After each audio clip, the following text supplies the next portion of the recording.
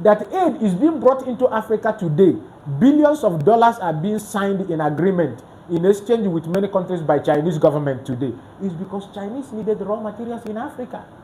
The Road and Belt Initiative that was meant to last for 50 years, China has a policy of 50 years of transforming, rail from China across Africa to Europe and the secure market in Africa and Europe. That is the 50-year plan we call the Road and Belt Initiative by China. What are they doing? They are investing billions, giving countries that need billions in aid. We will give you example, Angola. Let's use Angola and Mozambique. The Tazam, railway that is a beauty in East Africa today that was built by China in Tanzania was built with a lot of billions of dollars. Today, China is managing that rail network.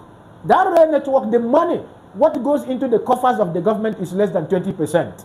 80% of what is managed in that rail network is taken by the Chinese government.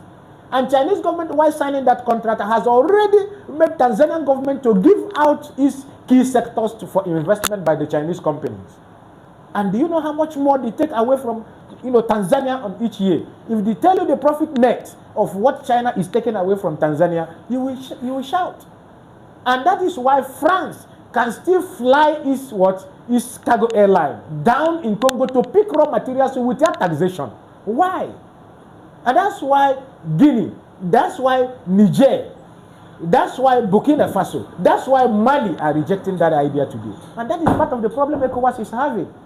Before we get down to what is happening in the AES, the Sahel African states, you have a special interest in African security. Yeah. February 2018, the United States sent troops to Nigeria to train and to help and to also advise, to bring advice, framework, and train Nigerian military to combat terrorism. So this happened in February, and in April, Nigerian government announced the rehabilitation and the taking in of these same terrorists that they were meant to fight. The United States provided the framework that was used for what was known as the rehabilitation of Boko Haram, the terrorists. These are people who have carried out acts of terrorism. This happened in 2018. Now, a couple of days back, it was reported in the news that the United States is again sending troops to Nigeria. This time around, they are not just going to train and advise, they are establishing a military base. So this seemed like a deja vu. Speak to me about U.S. involvement in terrorism and security in Nigeria, being more particular to Nigeria, because they say Nigeria is a country. This is a very important, area, and especially security in Nigeria and the U.S. involvement. 2018, the experience of 2018, U.S. was involved in trying to bring logistics and training, to help the Nigerian military, to fortify its, trenches and its armory and its personnel to combat, the growing problem of, Boko Haram, especially before the issue of banditry even started. I want to tell you something. The ideology and the personal idiosyncrasies of a present government decide what it does. And that is one of the factors in foreign policy analysis. The government of Biden, for instance, was so complacent with the Nigerian government. The interest of American government by 2018, as dictated by the Democratic government, the Democrats, was quiet to support Nigerian government. Its recruitment process was not dictated by the American government, but rather what American government wanted to do is to bring finance, bring logistics, but the Nigerian military should decide the personnel they are going to use. So I think what actually happened by that time was American government was not quite well briefed on the process of recruitment. The government of Muhammadu Buhari, as at the time, was quite ideologically different. He was very, very sympathetic with the terrorists. There's no need to hide it. So I think the idea of the government of Nigeria was to rehabilitate these terrorists and to bring them into the military, regiments. The idea there is to make these terrorists, transform them. That is what officially the government says, that they have repented, and instead of allowing them to move back to their steed, they can now be absorbed into the army. That is a dangerous time bomb. American government did not recognize this.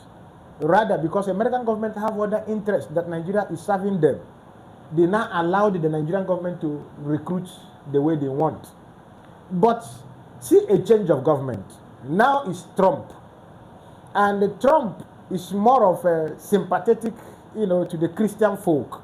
He called himself an evangelical radical. Some argue that this is more or less a smoke screen, the same U.S. interest. Yes. They just wanted to secure so many oil blocks in 2018 in Nigeria because China was increasing.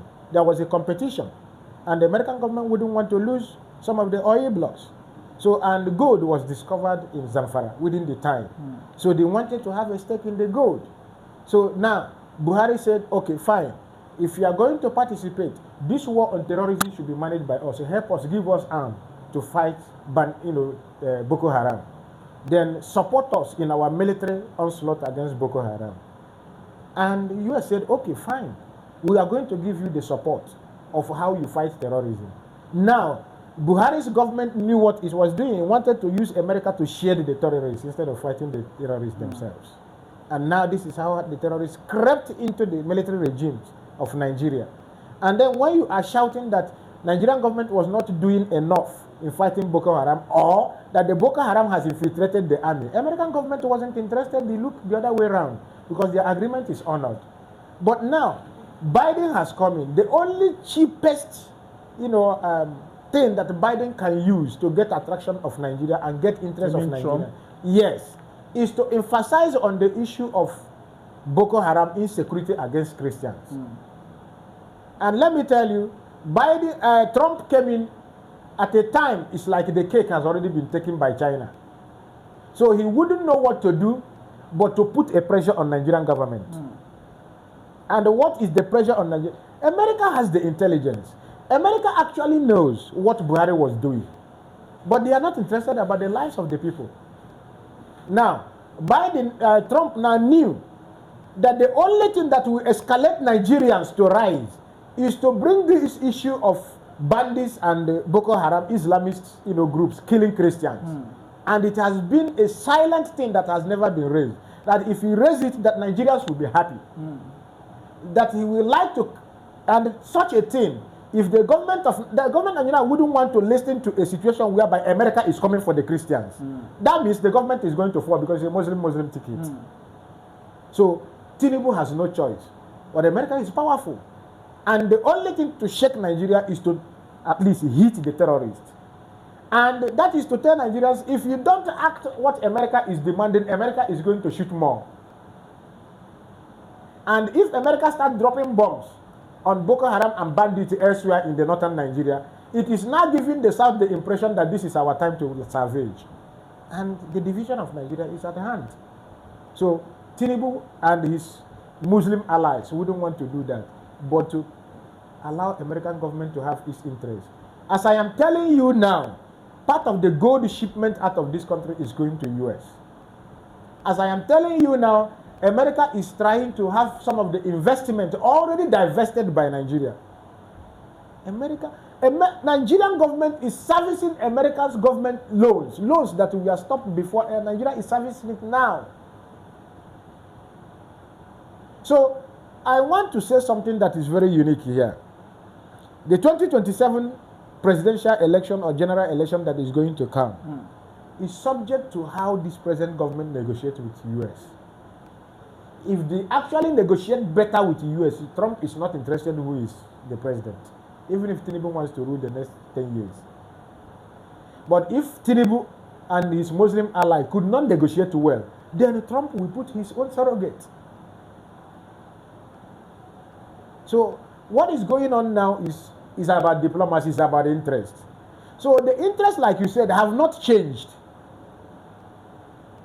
What America did in 2018 by supporting Nigeria, by bringing logistics, is what Trump is doing today by bringing American military personnel into Nigeria. In fact, suggesting establishing a military base. The military base is to create a bulwark that if Nigeria fails to honor what America wants to do, America can dislodge the government and put the government that it wants. America is trying to show experience of how it has been fighting Cuba. America wants to show experience of what he did in Venezuela by picking Maduro. I was about to come to that. By picking Maduro. Yeah, speak to me about the Venezuela case. Yes. Yeah. The Venezuela case is about interest. It's not really about democracy. I want to make it very clear here. If you want to kill a dog, you must give the dog a bad name. That has been the only ingredient of international politics. Before you intervene, there must be something you must rely on as a smoke screen. Either that human rights is being violated in that country, either that democracy is not going in that country, either that election is rigged, that it cannot stand. America doesn't like such ideas. But that is not what America is going for. America have an ulterior interest it wants to do.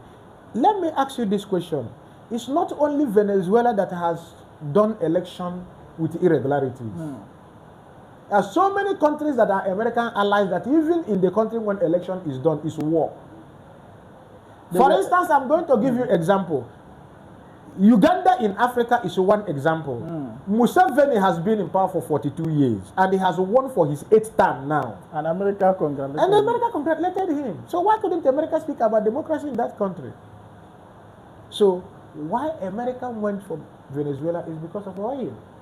Venezuela's government has nationalized its oil assets and has the right to sell and transport to international market and choose the partners that can buy it for them. America can't allow that. America believes that America have a stake to control the Venezuelan oil. Venezuela is the 3rd largest oil producing country in the world. And being in the Latin American countries at the backyard of America, America could not allow another force to come in. China is about to have concession with Venezuela in buying oil. America wouldn't want to do that because America is in economic war with China all over the world. It's a global war that is reshaping the world order. So if China captures Venezuelan oil, even if 60% of Venezuelan oil, America's economic stand is at risk. So, and America has seen that Maduro is a very strong head. Maduro cannot give in to America's demand. Never. So the only thing to do is to what? Is to say that Maduro is shipping drugs to America. And Maduro rigged elections that brought him into power. Did not energize the local opposition to keep demanding that the elections was irregular. Yes, we cannot say that the election was free and fair. But which election has gone free and fair? That's the question. So the opposition started hitting the polity and America relied on that. And America, let me tell you, the ship that was caught on the waters of Venezuela going to United States of America. We are not anchored by Venezuelan captains. They were American captains that were stationed to carry the drugs with Venezuelan ship. That matter died down. But that because the ship that was showing on the water, the bodies of the water moving to Arizona was a Venezuelan ship. The world believed that it was Maduro. And drugs were actually brought out, cocaine, kilograms of cocaine. But it was deliberately loaded to tarnish the image of the country. Because they needed an alibi, something that we can use to say we intervened.